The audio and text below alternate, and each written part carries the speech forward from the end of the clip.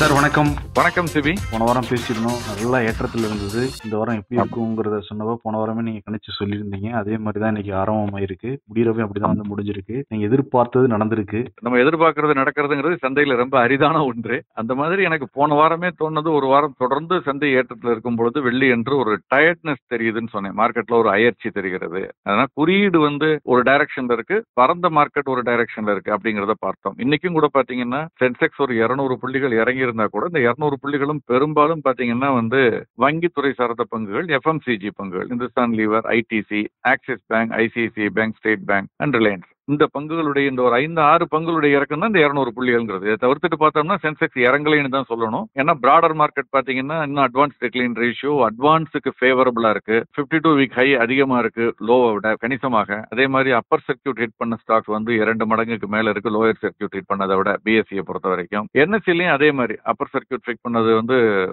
3 மடங்கு இருக்கு லோயர் சர்க்கியூட்டை விட. 52 வீக் ஹைங்கிறது 10 மடங்கு இருக்கு லோவை விட. ஸோ அட்வான்ஸ் டிக்ளைன் ரேஷியோவும் பாசிட்டிவா இருக்கு. ஸோ ஒட்டுமொத்தமாக பார்க்கும்போது குறியீட்டுல ஒரு இறக்கம் தெரிஞ்சா கூட பரந்த சந்தையில வந்து ஒரு ஒரு பாசிட்டிவ் ட்ரெண்டுங்கிறது இன்னும் முழுசா மாறல, கண்டினியூ ஆகிட்டு இருக்கதா தான் தெரியுது. ஈவன் அந்த இண்டெக்ஸ்ல பாத்தீங்கன்னா small cap and mid cap index அது மட்டும் ஒரு சின்ன பாசிட்டிவா தான் இன்னைக்கு இருக்கிறத பார்க்க முடிகிறது. சின்ன பெரியது இல்ல, ஒரு 0.5% ஸ்மால் கேப் மிட் கேப்பும் ஸ்மால் கேப்பும் பாசிட்டிவா இருக்கிறத பார்க்க முடிகிறது. இன்னைக்கு பொறுத்த வரைக்கும் அந்த டாடா அவங்க வந்து 4% டாடா கன்சியூமர் ப்ராடக்ட்ஸ் அவங்க ஒரு 4% கீழே இறங்கிட்டு இருந்தாங்க. ஏதாவது ஸ்பெசிபிக் ரீசன் இருக்குங்களா? நான் சொன்ன மாதிரி தான் எஃப்எம்சிஜி பங்குகள் எல்லாமே ஒரு ஒரு என்ன சொல்றது, ஒரு நெகட்டிவ். இன்னைக்கு இந்துஸ்தான் லீவர் 2400 ரூபாய்க்கு கீழே வந்தது. ஸோ அது மாதிரி வந்து எஃப்எம்சி ஐடிசி பங்குகள் எல்லாமே இன்னைக்கு பாத்தீங்கன்னா வந்து எஃப்எம்சிஜி பங்குகள் எல்லாம் இந்துஸ்தான் லீவர் கிட்டத்தட்ட ஒரு 3% இன்னைக்கு இறங்கி இருக்குது. நெஸ்லே பங்கு வந்து 1.5%, ஐடிசி பங்கு 1% மேல, இப்படி எஃப்எம்சிஜி பங்குகள் எல்லாம் இறங்கி இருக்குது. அதனுடைய ஒரு ஒரு போக்கு தான் இதுல தெரியுது. என்னன்னா கன்சம்ஷன்ல ஸ்லோ டவுன் இருக்குதா சொல்றாங்க இந்த பொருட்கள்ல. இது கமாடிட்டியை பொறுத்த வரைக்கும் சார், தங்கம், வெள்ளி, கமாடிட்டிஸ் கொஞ்சம் ஆமா இன்னைக்கு ஆக்டிவா இருந்தது. கோல்டு, சில்வர், க்ரூட் ஆயில் எல்லாமே கிட்டத்தட்ட 1% இன்னைக்கு வந்து அதிகரிச்சிருக்கதை பார்க்க முடிகிறது. பேஸ் மெட்டல்ஸ்லயும் ஜிங்க் அதிகரிச்சிருக்கு, காப்பர் 1% அதிகரிச்சிருக்கு, ஜிங்க் கிட்டத்தட்ட 2% அதிகரிச்சிருக்கதை பார்க்க முடிகிறது எஃப்எம்சிஜில. இன்டர்நேஷனல் மார்க்கெட்லயும் பார்த்தோம்னா சில்வர் அந்த 31 கணிசமாக தாண்டி 31.61 அமெரிக்க டாலர்கள் அப்படிங்கிற அளவுல இருக்கு. தங்கமும் கூட $2650 தாண்டிடுச்சு. மீண்டும் $2700 நோக்கி போய்கிட்டு இருக்கு. இது வெள்ளி $32 நோக்கி போய்கிட்டு இருக்கு. இது ரெண்டுமே அந்த கட் ஆஃப். அதுக்கப்புறம் தாண்டிடுச்சுன்னா அடுத்த புல்லிஷ் லெவலுக்கு போறதுக்கு வாய்ப்புகள் உண்டு. கச்சா எண்ணெய் மட்டும் ஒரு பெரிய அளவில் அதிகரிக்கல. ஒரு இன்னும் $68 கீழே தான் இருக்கு. அது முக்கியமான காரணம் சவுதி அரேபியா அந்த இதுல செய்திகள்ல கூட வந்திருந்தது. அவங்க வந்து உற்பத்தி அதாவது விலையை வந்து ஏற்ற போறதில்ல, இன்னும் சொல்ல போனா குறைக்க போறோம்னு சொல்லியிருந்தாங்க. ஆயில் பிரைஸை வந்து குறைக்க போறோம்னு சொல்லியிருந்தாங்க. ஏன்னா டிமாண்ட் அவுட்லுக் அந்த அளவுக்கு இல்ல, அது கொஞ்சம் கம்மியா தான் இருக்கு வரக்கூடிய காலகட்டங்கள்ல. அதனால ப்ரொடக்ஷனை குறைச்சு விலையை கூட்டுறதுல அர்த்தம் இல்லை, விலையை நம்ம மெயின்டைன் பண்ணுவோம்னு சொல்லி அவங்க முடிவெடுத்திருக்கிறது ஒரு காரணம். பெரிய அளவில் அவங்க குறைச்சிருக்காங்க. அதனால உற்பத்தி டிமாண்டை பொறுத்து டிமாண்ட் கம்மியா இருக்குங்கிறதுனால. ஸோ அதனால கச்சா எண்ணெயினுடைய விலையில பெரிய மாற்றங்கள் எதுவும் இல்லை. லக்கிலி கரன்சிலையும் வந்து அந்த தொடர்ந்து அதிகரிச்சுட்டு வந்தது இப்போ கொஞ்சம் ஸ்டாக்னேட் ஆயிருக்கு. இல்லைன்னா அந்த தங்கம் வெள்ளியினுடைய விலை ஏற்றம்ங்கிறது இன்னும் கொஞ்சம் அதிகமா இருந்திருக்கும். இப்போ 84.83 அப்படிங்கிற அளவுல தான் என்எஸ்சியில வந்து டெரிவேட்டிவ்ஸ் மார்க்கெட்ல இருக்கிற பார்க்க முடியும். ஏதாவது ரீசன் இருக்குங்களா சார்? தொடர்ந்து ஏறும்னு கணிச்சாங்க. ஏறுவதற்கான வாய்ப்புகள் தான் அதிகம் ரூபாயை டாலரை பொறுத்த வரைக்கும். பட் இன்டர்நேஷனல் மார்க்கெட்ல டாலரும் கொஞ்சம் ஸ்டெபிலைஸ் ஆயிருக்கு. இன்னும் சொல்ல போனா வந்து யூஎஸ் டாலர் இண்டெக்ஸ் வந்து கொஞ்சம் சின்ன இறக்கத்துல கூட இருக்கிறத பார்க்க முடிகிறது. சென்ற வாரத்துக்கு முந்தைய வாரம் கிட்டத்தட்ட $107 அருகாமையில் இருந்தது. இப்ப 106க்கு கீழே வந்து 105.85 அப்படிங்கிற அளவுல இருக்கு. டாலர் இண்டெக்ஸ் கொஞ்சம் ஸ்டெபிலைஸ்டாகவும் கொஞ்சம் லோயர் எண்ட்ல குறைய ஆரம்பிச்சிருக்கிறது கூட ஒரு காரணமாக தற்காலிகமாக இருக்கலாம். பட் நமக்கு இருக்கக்கூடிய டாலர் ரிக்குவயர்மெண்ட் மற்ற பொருளாதார காரணங்களால ரூபாய் மேலும் வீக் ஆவதற்கான வாய்ப்புகள் நிச்சயம் அதிகமா இருக்குன்னு நான் நினைக்கிறேன். அதே மாதிரி இந்த ஃபாரின் போர்ட்ஃபோலியோ இன்வெஸ்டர்ஸ் எல்லாம் கிளம்பி போனாங்கன்னு நம்ம பார்த்தோம் செய்திகள்ல. நம்ம ஷேர் மார்க்கெட்லயே கூட அதோட ரிஃப்ளெக்ஷன் எல்லாம் தெரிஞ்சது. இப்ப திருப்பி வந்துகிட்டு இருக்காங்களாமே சார்? ஆமா, அதாவது நவம்பர் மாதம், அதாவது அக்டோபர் மாதம் குறிப்பாக 1 லட்சம் கோடி ரூபாய் கிட்ட வந்து அக்டோபர் நவம்பர் மாதங்கள்ல வித்து பணத்தை எடுத்தாங்க. பட் இப்ப பாத்தீங்கன்னா அதற்கு நேர்மாறா வந்து இந்த மாசம் டிசம்பர் மாதம் மட்டும் கிட்டத்தட்ட 25,000 கோடி கிட்ட பணம், அதாவது எவ்வளவு எடுத்தாங்களோ எடுத்ததுல வந்து 25% வந்து திரும்ப நெட் இன்ஃப்ளோ உள்ள வந்துருச்சு. அது ஸோ இது ஒரு பாசிட்டிவான ஒரு விஷயமா பாக்குறேன். ஏன்னா அக்டோபர்ல 94,000 கோடியை எடுத்தவங்க இப்போ வந்து 24,500 கோடி கிட்ட உள்ள வந்திருக்கு அப்படிங்கிறது. அதுவும் இதுக்கு முன்னால செப்டம்பர்ல இந்த மாதிரி ஒரு 57,000 கோடி உள்ள வந்தது, அதை பார்த்தோம். ஸோ இது நிச்சயமா ஒரு பாசிட்டிவான ஒரு விஷயம். பல காரணங்கள் சொல்லப்படுகிறது, பட் சில சாதகமான விஷயங்களும் சொல்லப்படுகிறது. அது எஃப்டிஐ இன்ஃப்ளோ கூட அதிகமா இருக்குன்னு சொல்லியிருக்காங்க, அதுவும் ஒரு காரணமா இருக்கும். அது வந்து 29% இன்க்ரீஸ் ஆயிருக்குன்னு சொல்றாங்க அந்த எஃப்டிஐ இன்ஃப்ளோ. அது எந்த நாட்டுல இருந்து சார் வந்திருக்கு, எந்த செக்டாருக்கு வந்திருக்கு, அது எந்த விதமான இம்பாக்ட நமக்கு ஏற்படுத்தி இருக்கு? எந்த நாட்டுல இருந்து வந்திருக்குன்னு ரொம்ப முக்கியமான கேள்வி. ஏன்னா அது ரொம்ப முக்கியம். நமக்கு வந்து ஒரு யூரோப்பியன் கண்ட்ரீஸ்ல இருந்து வந்திருக்குதுன்னா கொஞ்சம் ஃபேர்லி ஸ்டேபிளா இருக்கும், மேனுஃபேக்சரிங்க்கு வரும். ஜப்பான்ல இருந்து வந்தாலும் அப்படித்தான் இருக்கும். நமக்கு ஜப்பான்ல இருந்து வந்திருக்கு கொஞ்சம். பட் பெரும்பாலான பணம் நமக்கு முதல்ல புள்ளி விவரத்தை சொல்லிடுவோம். ஏப்ரல் இருந்து செப்டம்பர் மாதம் இந்த 6 மாதத்துல வந்து ஃபாரின் டைரக்ட் இன்வெஸ்ட்மெண்ட்னு சொல்லக்கூடிய அந்நிய நேரடி முதலீடு 29% அதிகரிச்சிருக்கு. 42 பில்லியன் அமெரிக்க டாலர்கள்னு சொல்லியிருக்காங்க. இது பாசிட்டிவான விஷயம் தான் நிச்சயமா. இதுல எந்த விதமான சந்தேகமும் இல்லை. நமக்கு நிறைய அந்நிய செலாவணி தேவைப்படுகிறது, அந்நிய முதலீடுகள் தேவைப்படுகிறது. எந்த 2 ஆங்கிள் பார்த்தாலும் இது நமக்கு நல்ல விஷயம். பட் எங்க இருந்து வந்திருக்குன்னு பார்க்கணும். என்ன மாதிரி ப்ராஜெக்ட்டுக்கு வந்திருக்கு, எவ்வளவு சீக்கிரமா, எவ்வளவு நாட்கள், நீண்ட நாட்கள் இது இருக்கும். அப்படி பார்க்கும் பொழுது இது மொரீஷியஸ்ல இருந்து வந்திருக்கு, சிங்கப்பூர்ல இருந்து வந்திருக்கு பெரும்பான்மையான பணம். கொஞ்சம் அப்புறம் யூஎஸ்ல இருந்து, நெதர்லாந்து, ஜப்பான் இந்த மாதிரி நாடுகள்ல இருந்து வந்திருக்கு. சோ அதனால நம்ம அதுவும் எந்த துறைக்கு வந்திருக்கு அப்படின்னு பார்த்தா அடுத்தது சேவை துறைக்கு தான் அதிகமா வந்திருக்கு. கம்ப்யூட்டர் சாஃப்ட்வேருக்கு அதிகமா வந்திருக்கு, ஹார்ட்வேருக்கு. கம்ப்யூட்டர் சாஃப்ட்வேர், சேவை துறை இது ரெண்டுக்கு தான் மெயினா வந்திருக்கு. கொஞ்சம் தான் வந்து அப்புறம் மற்ற டெலிகாம் அண்ட் ஆட்டோக்கு வந்திருக்கு. எதனால நான் இது வந்து முக்கியத்துவம்னு சொல்றேன்னா, இப்ப ஆட்டோமொபைல், டெலிகாம் இந்த மாதிரியான துறைகள்ல வரும் பொழுது அது இங்க இருக்கக்கூடிய ஒரு சாலிடா இடத்துல அந்த கட்டடங்கள்ல, மெஷினரியில முதலீடு செய்து நீண்ட நெடு நாட்கள் இருக்கக்கூடியவர்களாக இருப்பார்கள். வேற இது ஐடி சர்வீசஸ் அப்படிங்கும் பொழுது, அதுவும் குறிப்பாக மொரீஷியஸ் ரூட்ல வரும் பொழுது இது ஒரு நீண்ட கால முதலீடா இல்ல குறுகிய கால முதலீடா அப்படிங்கிற ஒரு கேள்வி எழாமல் இல்லை. அதனால அது நம்ம பொறுத்திருந்து தான் பார்க்கணும். ஒட்டுமொத்தமா அது நல்லதா இருந்தா கூட இது நீண்ட நெடுங்கால முதலீடாக ஒரு ஸ்திரமான நம்முடைய ஒரு அந்த மாதிரியான முதலீடுகள் இருந்ததுன்னா இந்த டைரக்ட் இன்வெஸ்ட்மெண்ட் ரொம்ப நல்லது. பொறுத்திருந்து பார்க்கணும். இப்ப அந்த நாடுகள்ல இருந்து இங்க வராங்கல்ல சார், அதனால ரீட்டைலா இல்ல வந்து ஏதாவது நிறுவனங்கள்ல இருந்து மொத்தமா முதலீடு பண்ணுவாங்களா? இல்ல, பெரும் நிறுவனங்கள், அங்க இருக்கக்கூடிய இன்வெஸ்டர்ஸ், தொழில்ல இருக்கவங்க முதலீடு.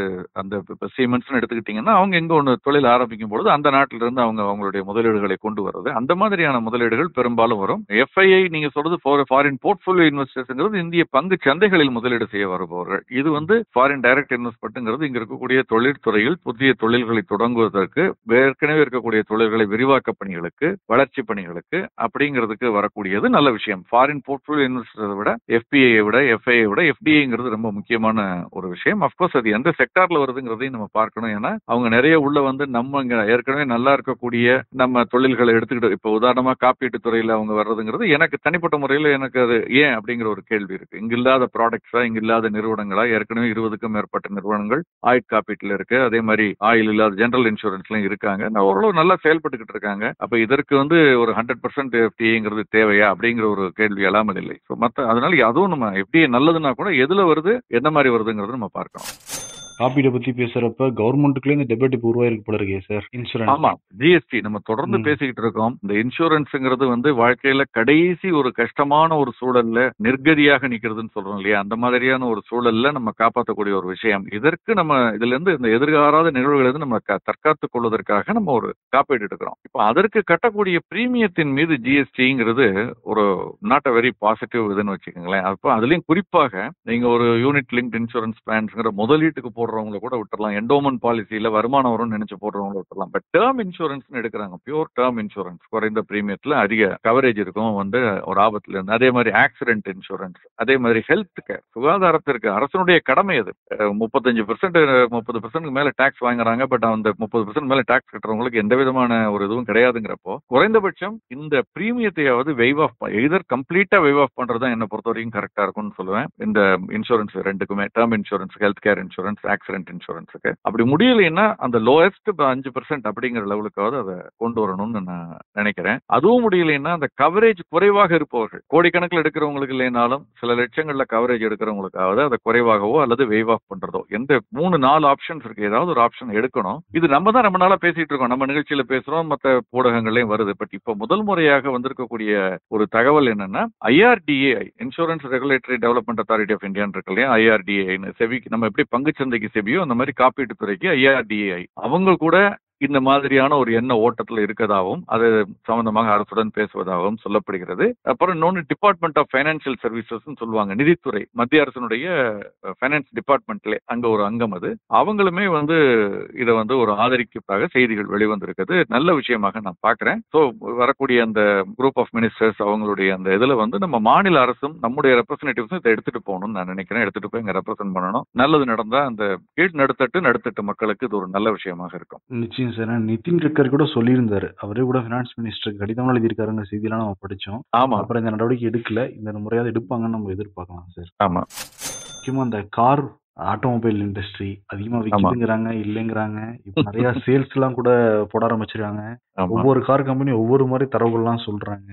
அது முன்னாலே சொன்னேன் உங்கள்ட்ட. அதாவது கம்பெனி விற்கிறது, அது கம்பெனியோட சேல்ஸ், அவங்க பாட்டம் லைன்ல வந்துடும், ப்ராஃபிட்ல ஏறிடும். அப்புறம் டீலர் விற்காம இருந்தா என்ன ஆகும்? ஸோ அப்புறம் டீலர் விற்கிறத ஃபடான்னு சொல்லக்கூடிய federation of automobile dealers association வெளியிடுறாங்க. அதுதான் அல்டிமேட் சேல் நம்மளை பொறுத்த வரைக்கும். இப்போ என்ன நடக்குதுன்னா, பொதுவாக தீபாவளி டயத்துல விற்பனை சரியா இருக்கான்னு பாக்குறாங்க. இருந்தா விட்டுருவாங்க, இல்லைன்னா ஒரு டிஸ்கவுண்ட், ஃபெஸ்டிவல் டிஸ்கவுண்ட்னு கொடுப்பாங்க. அதற்கு பிறகு பழைய விலைக்கு வந்துடும். அல்லது சில சமயம் ஓரிரு வாரங்களுக்கு முன்பு கூட பார்த்தோம், ஃபெஸ்டிவல் சேல்ஸ் முடிந்த பிறகு 25,000 ரூபாய் வரைக்கும் ஹுண்டாயும் சரி மாருதியும் கார் விலையை ஏற்றி இருக்கதா சென்ற வாரம் கூட படிச்சோம். இப்ப திரும்ப வரக்கூடிய நாட்கள்ல டிஸ்கவுண்ட் கொடுக்க போறதா சொல்றாங்க. இது மாதிரி அதாவது டிபிக்கலா இந்த ஆடி சேல்னு பாத்தீங்கன்னா, சில நிறுவனங்கள் என்ன பண்ணுவாங்கன்னா, ஆடிக்கு முன்னால 100 ரூபாய் இருக்க பொருளை 150 ரூபாய் 120 ரூபான்னு மாத்திடுவாங்க. திரும்ப ஆடி அப்ப 20% டிஸ்கவுண்ட் போட்டு அதே 98 ரூபாய் 97 ரூபான்னு கொண்டு வந்து வைப்பாங்க. இந்த மாதிரி இது நம்ம மக்கள் டிஸ்கவுண்ட்னு தேடி வருவாங்க அப்படிங்கிற ஒரு எதிர்பார்ப்புல இவங்க பண்றது. அந்த மாதிரி இப்ப இந்த இயர் எண்ட்ல கார் விற்கலைன்னா என்ன ஆகும்னா, 2024 மாடல்னு ஆயிடும். 25ல விற்கிறது கொஞ்சம் கஷ்டம். ஏன்னா வாங்குறவங்க 25 மாடல் தான் கேட்பாங்க. அடுத்த resale value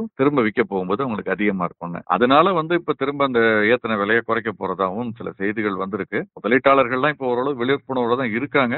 I don't think இதன் மூலமாலாம் அவங்க ஒரு ஏமாறுவாங்களோ, அல்லது ஏமாறுவாங்கன்னு சொல்ல முடியாது, இதுக்கு அட்ராக்ட் ஆகி போவாங்கன்னு நம்ம சொல்ல முடியாது. கிரிப்டோ கரன்சி ஏறுதான் இறங்குதான், மீண்டும் அந்த 98,000க்கு கீழே வந்துருச்சு.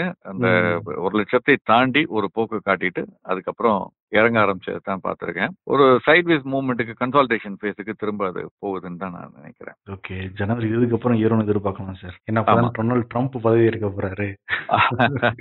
நிச்சயம் அதுக்கு முன்னால ஒரு ஆட்டம் காட்டுவாங்க, ஒரு ஏற்ற இறக்கத்தை காட்டுவாங்கன்னு நினைக்கிறேன். மார்க்கெட்டை பொறுத்த வரைக்கும் மக்கள் என்ன எதிர்பார்க்கிறாங்களோ அதுக்கு நேர்மாறாக சில சமயம் பல நேரங்கள்ல அதை சாதகமாக அந்த ட்ரெண்டை பயன்படுத்தி, ட்ரெண்ட் இஸ் யுவர் ஃப்ரெண்ட் அப்படிம்பாங்க ஆங்கிலத்துல. மார்க்கெட்டை பொறுத்த வரைக்கும் அதை பயன்படுத்தி அதுல ரைட் பண்றவங்களும் இருக்காங்க. எப்படி மாறும் நம்ம சொல்ல முடியாது. நிறைய விஷயங்களை கூட பகிர்ந்துக்கிட்டீங்க. ரொம்ப நன்றி சார். நாளைக்கு வேற விஷயத்தை பத்தி பேசுவோம் சார். நாளைக்கு. மேலும் நானே விகடன் யூடியூப் சேனல்ல வரப்போற பிசினஸ் மற்றும் பினான்ஸ் சம்பந்தமான வீடியோக்களை உடனே பார்க்க இந்த வீடியோ கீழே உள்ள சப்ஸ்கிரைப் பட்டனை கிளிக் பண்ணுங்க. அண்ட் மறக்காம அந்த பெல் ஐக்கனையும் கிளிக் பண்ணிடுங்க.